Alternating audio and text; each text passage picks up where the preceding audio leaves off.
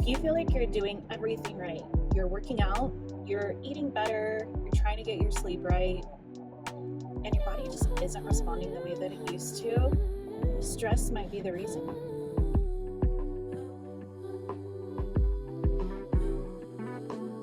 Hi everyone, welcome to Mandy Moves. I'm Mandy, and yes, I am in my car filming this video because that's where I am right now in life. It's quite frankly a very frustrating slash I'm just kind of have to go with it point of my life. It's the end of the school year. I am sitting in the parking lot of the place where they're doing the 8th grade promotion ceremony for my son, and they're doing their practice today. So this was the couple of minutes that I had to film, and so therefore this is where I'm filming. Like decent lighting, but it's like, you know, kind of funny. I've been feeling absolutely horrible lately, and it's pretty much all stress. And so I wanted to sit down and talk to you about it. I actually planned to do this anyways, to talk to you about stress, but it just so happens that this is one of the most stressful times of the school year for me as a school counselor, but also because it's just a very busy time of the year for everyone. So I'm hoping that this video encourages all the mamas out there that while you're having this stressful season, it doesn't last forever, and I want to talk with you about how to handle it. I'm interrupting this part of the video to remind you to like and subscribe, and now back to the video. This is fortuitous timing because I had literally one of the most stressful weeks of my life last week. Josh and I had gotten into a huge fight. I wasn't going to see him out at the conference that we normally go to at this time of the year, and it was just honestly like a horrible week. And it was just everything had built up. It was work, it was kids, it was like all the different things. And sometimes and this is for those of you that are Christians out there, if those of you that are not Christians, like, you can switch to this timestamp, but to those of you ladies that are Christians, I am speaking to you. If any of you that are not Christians are curious, please stick around. The devil will try to attack you at this time period of your life. And why do I say that? Because this is a time period of life where we as women really hit our stride. We hit our sexual peaks. We usually are hitting our peaks in our careers. We are doing very well, hopefully with our kids, but however, there is some friction. If you're like me, you've got teenagers, and there's friction there when it comes to having your teenagers, and it's a very stressful time of life. You're running around everywhere, and everything gets broken down, and the devil will find the little cracks in whatever it is that you have going on, and he will exploit them, and he will exacerbate them to the point where it seems like nothing is going right. I want to encourage you to pray. I want to encourage you, especially those of you that are Catholic, to go to Mass and or adoration, because that's where those cracks will be filled. For those of you that aren't, just spending time in prayer and in the Bible is a great way to fill those cracks. The devil is out to get you, and especially in this time of your life, it can be very, very discouraging if you're working really hard and nothing is working, and he's just going to ramp that stress up for you and make everything seem that much worse. Please stay close to the Lord, and he is going to help you through this. So like I said, I was planning on talking to you about this anyways. This goes along with my 6 essential layers to midlife. This is layer number 5, stress management. This is probably, I keep saying this because they all kind of interweave together, but this one is a very hard one for me. I tend to be very high strung, and that just runs in my family. My grandmother had GI issues because she was always so stressed all the time. My mom is very similar, and then I, growing up, was very similar. Like before games, when I play softball, I always had an upset stomach. It was just kind of pretty much a routine for me at that point is, oh, I have a game, oh, I'm going to have an upset stomach beforehand, deal with it, and then play my game. But that kind of stress on your body over time really, really takes its toll. And stress is also one of those things that can impact all the other layers. So it'll impact your eating. You'll either want to overeat or you will be too stressed to eat. So it could impact it either way, or it might do both for you. It might be one way one day and one way another day, and that can get really annoying. It can affect how much energy you have for movement. So when it comes to like walking and getting outside, I haven't had the energy to do much of anything. I've barely been able to drag myself to do the minimum over the past couple of days. It's actually quite frustrating. So it impacts your sleep because you probably aren't sleeping as well as you should, which is then puts more stress on your body and it kind of cycles up from there. I don't know about you, but when I'm stressed, my body kind of goes into survival mode. That's where I am probably for the next couple of weeks. Not trying to stay there, but probably just in reality where I will be. So, what is stress and what does it actually do to our bodies? Stress, people talk about the stress hormone cortisol, and it gets a really bad rap sometimes because when you have a high cortisol, it basically affects every system in your body from your thyroid to how your brain functions, everything. As a counselor, you learn that your body does not learn very well under stress. If you're stressed, you might hear people talk about like your lizard brain, where you go into fight, flight, or freeze. Like you don't process things as well when you are stressed. So if you feel like you've got a brain fog going on, that actually might be a little bit of stress. So, but cortisol, or should I say that could be a little bit of cortisol. However, we need cortisol. We need stress in order to just even function, to get out of bed in the morning. To get out of bed, you have to have a cortisol spike, plain and simple. So, do we need as much of one as we usually do? No, we need to kind of calm it down. That's why Dr. Stacey Sims says you should probably eat within 20 to 40 minutes after getting up out of bed. We need that initial spike to get us going. Natural rhythm that your body undercurrent is in a survival mode. Every morning you wake up, it's like, okay, what's going on? The simplest thing a woman can do when she's trying to bring sympathetic drive down, to improve body composition, is to have some good protein and a little bit of carb within half an hour of waking up. And it doesn't mean a full meal at all. It could be a couple of tablespoons of yogurt with a little honey. I'm notorious for protein fortified coffee because I'm not that hungry when I wake up, but it is something that's going to tell the hypothalamus, yeah, there's some nutrition coming in. Working out is a great stress on your body. It does spike your cortisol a little bit. The point is that we don't want to stay at that 30,000 feet. We want to go ahead and start to come back down. We can have cortisol spikes and we should have cortisol spikes. We don't want to flatline, but we don't want to stay at that higher level.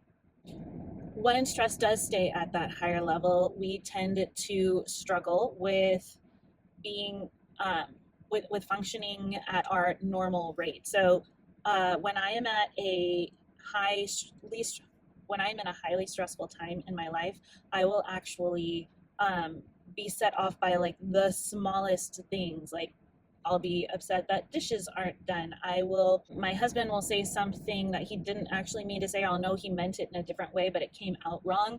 And I will hone in on that one little thing and it will cause an argument. It seems like little things will make my world crumble. And that stress resilience, if you are living in stress all the time, if you're living in that like cortisol pool all the time, you're not going to be a very resilient person. You're not going to be able to function at the high level that you're normally used to because everything seems like a big deal because your body is constantly in fight or flight. You're in that lizard brain. So if you're thinking about it anthropologically, when did our body need stress? Well, we have to run from the tiger, I think is what people would normally talk about. So you're stressed, your blood flows to your extremities, your digestion shuts down, and you are automatically in survival mode. When you hear survival mode, that's literally where that term comes from. You are surviving, you're trying to run from the tiger, kill the tiger, whatever it is, hide from the tiger, whatever it is that you need to do. So we don't have any tigers in our society right now. However, we may have stressful situations, and in our world, it's definitely a lot more. It can be, or it can seem, should I say, that it's a lot more stressful than some of those situations. And we just kind of live in that high stress, and we never get back into the rest and digest. So that actually really only occurred to me today. Like I had been in stress, and my body finally came down all of a sudden, and I was like, oh, my body is digesting. Oh, I know what it was. It was I got a massage on my birthday, and she had worked out some knots in my shoulder, and all of a sudden my stomach started rumbling, and I'm like, oh, I'm sorry about my stomach rumbling, and she's like, oh, it just means that your body is relaxing, you're now digesting. And I was like, oh, it's like she like flipped a switch where my body went into rest and digest. It was very interesting. But your body is not going to digest food properly. You're not even going to take in the nutrients that you need. It's going to take in the bare minimum if you are just living in that high stress life. What do some symptoms look like when you are in high stress? I know people talk about cortisol face. I've heard people refer to it as just fat on your face. That's not what happens to me. I literally have inflammation that comes to my face when I am stressed. And so I will literally be able to dry brush it away. So if you have inflammation or your body is inflamed, that is a sign that your body is under stress, whether it's an autoimmune stress, whether it's like you're overworking out or whatever it is, your body is under some kind of stress if you are inflamed. I will lose my hair. It's hard to tell since I have braids in, but when I take them out, I will get more hair will come out than usual. I will have a psoriasis breakout when I am stressed, so it means I'm having an autoimmune response. I will be trying to lose weight.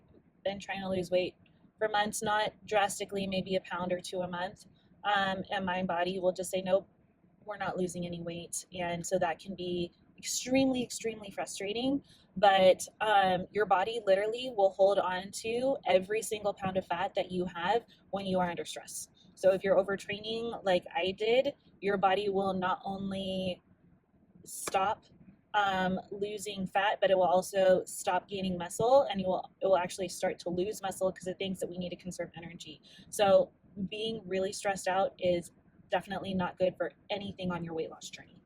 Another sign of stress will be if your sleep is off. If you are not, and unfortunately, the two kind of go hand in hand. So if you're not sleeping, your body's going to be more stressed. And if you're stressed, you're not going to sleep as well. So really honing in on your sleep routine is going to be essential for you. Check out my I think it's layer number 4 sleep video. If you need to work on your sleep, I've got some tips in there for you. But I also talk about just how that layer is really, really important. Your workouts feel harder. If you feel like a workout that you were busting through previously, all of a sudden you can't do, your body is probably too stressed and you're not able to recover from previous workouts. If you're feeling exhausted all the time, this one has hit me really hard. Part of it is because my cycle is off. That's another thing, is if your cycle is not doing what it should be. Last cycle, my cycle was 30 days. This cycle, cycle was 20 days, and it's throwing me for a loop right now. So yeah, it's been a little bit of a wild ride, but stress will change your cycle. Even if you're taking hormones to help, it will be very difficult to have a regular cycle when you are very stressed out. Another really, really, really weird sign that your body is stressed is, and I know this is weird, is your gag reflex. This happens to me. I can tell if my body is particularly stressed out when I wake up in the morning, is if when I brush my teeth, my gag reflex is really bad. If my gag reflex is really bad, then I will, I can't brush, I have a hard time brushing my teeth. I know that's a really weird sign, but it's true. So if you are having a random gag reflex, stress. So what do most of us do when we see our progress stall? What do? We push harder.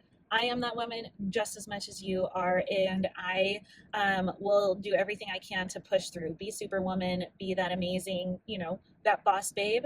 I love that idea. However, that is not how God made us.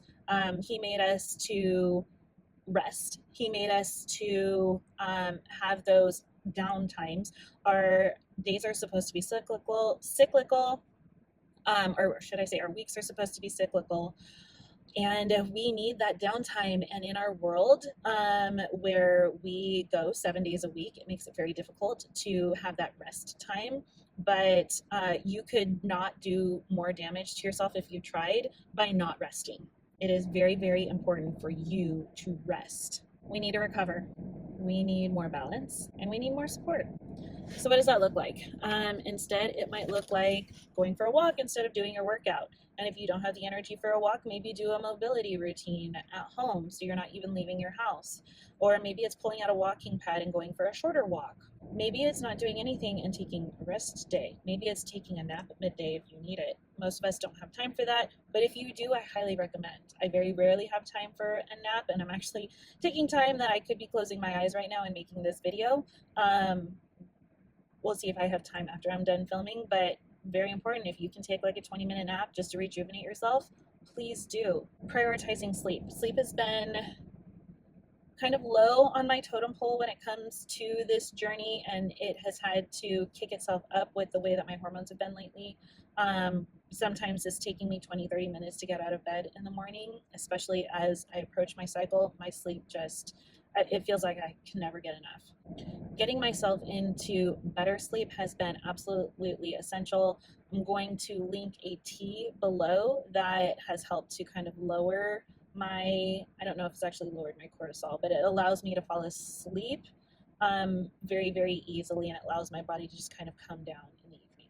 Making sure that you eat enough is essential. A lot of times we want to restrict. We want to be more strict with our diet during this time. And I'm not saying that just eat a can of cookies, not a can of cookies, like a whole box of cookies when you're stressed, but I am saying you need to pay attention to your diet, and you need to up your protein so that way if you are taking those rest days, you are not losing muscle mass, or at least mitigating it. And then you also need to make sure that you're fueling your body properly, because remember, your body's going to have a harder time getting what it needs, because if you're struggling to get into rest and digest, your body's not going to be digesting and it's going to take the bare minimum. Therefore, you need to make sure that you're giving it everything that it needs. And the last tip that I've got for you is kind of creating those small movements throughout the day. Work on those NEAT calories, non-exercise activity thermogenesis, when it comes to like fidgeting or walking around your house, or maybe if you are able to use a walking pad for work, or like say if you're a teacher, parking a little bit further away, like those little things to make up for what you're not doing in your larger exercise. And also try and create some calm moments throughout the day. If you need to go to a Pilates class, go to a yoga class. There's great 10-minute yoga videos right here on YouTube. Check one out. There's Yoga with Adrienne is one that my mom likes. I like Sarah Beth Yoga. She's one of my favorites. And she's got like 10-15-minute routines either to help you wake up, get ready for bed, or just stretch yourself out and kind of calm down. She does several different types of yoga. I highly recommend, if you're looking for something a little bit more athletic, there's Julianne Rappel. She does a lot of mobility workouts. So if you're looking for something like a little more into mobility, you're moving throughout the entire process. There's not a lot of holds during that. So kind of find what will work for you. So what does this look like for me? Well, this looks like I only worked out 2 days last week and 0 days this week. I've had pretty much zero energy, and it's been really stinky. I'm hoping, since I started my cycle early, I'll be able to go back and start working out in a day or two. We're supposed to be going to Disneyland for my birthday on Saturday. We'll see what I actually get, like how much walking around I do there. Normally that's like a 15,000 step day. This week it might not be, and that's gonna have to be okay. So it looks like adjusting when I feel run down. Work is extremely stressful right now, so I am doing everything I can to take little moments to just pause and to not do as much. Honestly, ladies, this layer probably is one of the ones that matters the most, because it impacts all the other layers, and it impacts them in a really, really big way. You can't outwork chronic stress. You have to figure out a way for your body to come out of that stressed state. Remember, if you feel like your body is not responding, it may be that you need to take a step back and reevaluate. Stress isn't always obvious in this time of our life. Sometimes it just looks like our everyday that is just built up over a long period of time. Remember, your body is not broken. Stress is actually trying to protect you. Remember, it's supposed to help save you from the tiger. The thing is that it doesn't know that there actually isn't a tiger out there right now. So you need to listen to it, you need to slow down, and maybe even baby it a little bit. And once you've regulated that, that is hopefully when you're going to see the change. Thank you so much for tuning in to Mandy Moves. I really appreciate you guys watching. Like and subscribe, and I will see you in the next one.